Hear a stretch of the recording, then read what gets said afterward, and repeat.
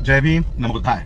आज मैं आप लोगों को एक रहस्य बताने के लिए लाइव आया हूँ। दरअसल एज अ पॉलिटिशियन ये बातें बताई नहीं जाती, लेकिन मैं पॉलिटिशियन बाद में हूँ।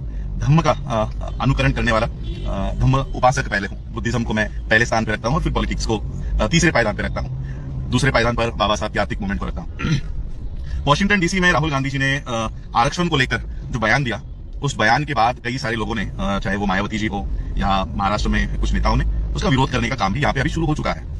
मुझे भी अप्रोच किया गया, देश की सबसे बड़ी पार्टी, उन पार्टी के लोगों ने मुझे कहा कि आप भी राहुल गांधी ने वॉशिंगटन डीसी में जो वक्तव्य दिया है आरक्षण को लेकर, उसके खिलाफ धरना प्रदर्शन करो, आंदोलन करो, सारे कार्यकर्ताओं को काम पे लगा दो। 2 दिन से मेरे पर वो प्रेशर था कि आप करो, लेकिन मैंने कोई आंदोलन नहीं किया और ना ही मैं करने वाला हूं।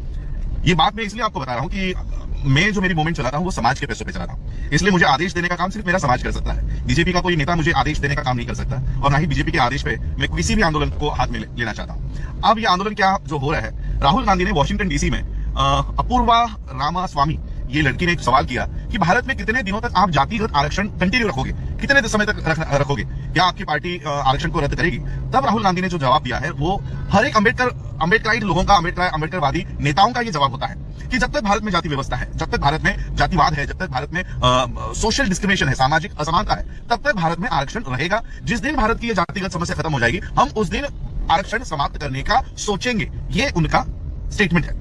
अब मुझे बताओ, क्या किसी भी अम्बेडकराइट जो प्रॉपर अम्बेडकराइट है, अंदर से बीजेपी या आरएसएस के इशारों पे काम करने वाले नेताओं के बारे में नहीं कह रहा हूं, क्या किसी भी अम्बेडकराइट, सच्चे अम्बेडकराइट को इस बयान से तकलीफ होनी चाहिए?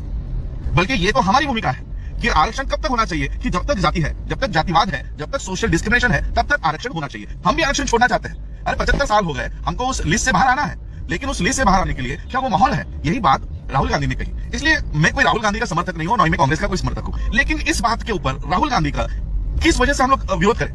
राहुल गांधी हमारे लिए कोई प्रिय व्यक्ति नहीं है, हमारे लिए कांग्रेस और बीजेपी दोनों सेम है, लेकिन किस वजह से आंदोलन करना है, ये तो हमारे दिमाग को समझना चाहिए। क्या राहुल गांधी के इस स्टेटमेंट के ऊपर हमको आंदोलन करना चाहिए? आंदोलन किस वजह से करना चाहिए मैं आपको बताता हूं। आज जो लोग राहुल गांधी ने वॉशिंगटन डीसी में आरक्षण को लेकर दिए गए इस बयान के ऊपर अगर आंदोलन कर रहे हैं, तो मैं उन लोगों को कहना चाहता हूं कि कल नरेंद्र मोदी, इस देश का प्रधानमंत्री, चीफ जस्टिस ऑफ इंडिया के घर पर गया, गणेश जी के आरती के लिए गया, एक संसद का हेड और एक सुप्रीम कोर्ट का हेड, ये दोनों भी ऑटोनोमस है, इन दोनों को आपस में किसी कार्यक्रम में भी नहीं मिलना चाहिए। ये एक दूसरे के घरों पे जा रहे हैं। चीफ जस्टिस ऑफ इंडिया का विरोध क्यों नहीं कर रहे हो?